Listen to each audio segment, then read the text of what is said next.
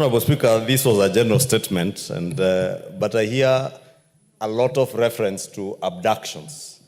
Even the member on the floor, the chair of our Water and Irrigation Committee is speaking about abductions.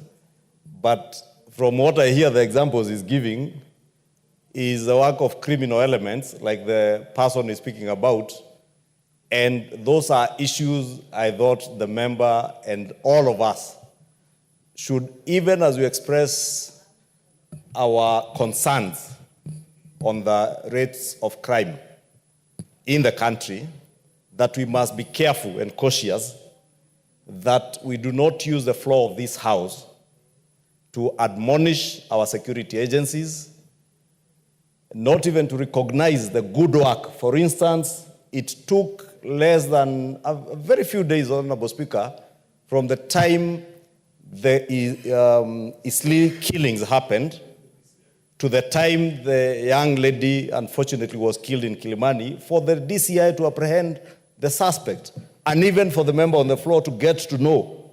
Therefore, describing all these things as abductions, I know it is politically expedient and very good for the public gallery to be speaking about abductions.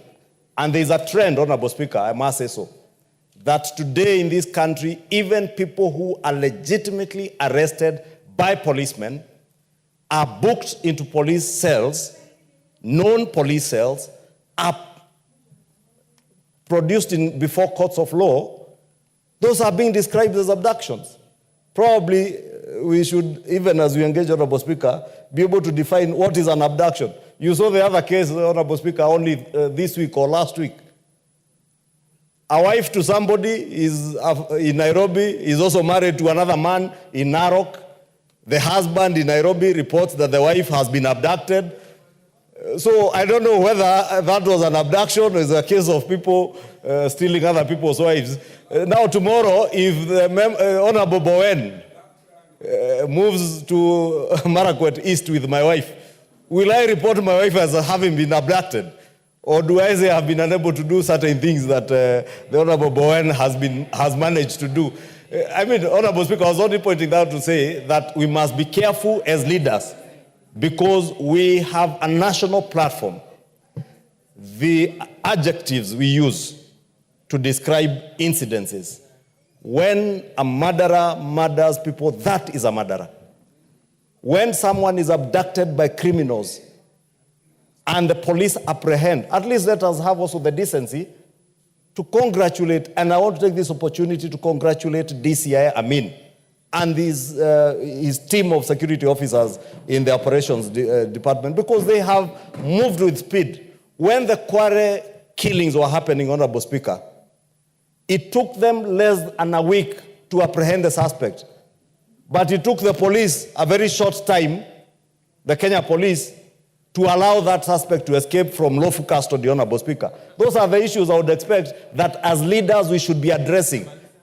Commend our officers when they do well, encourage them to do better, to apprehend suspects, but also avoid the temptation to brand every other criminal activity as an abduction.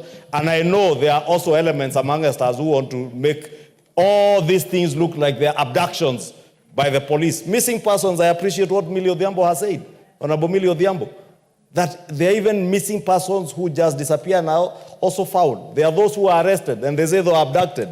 Criminals must be arrested, and they will be arrested, and they must be produced before courts of law, as happens, in accordance with our Constitution, Honorable Speaker. So I just want to encourage, Honorable Speaker, since this was a general statement, that even as we engage, let us be cautious.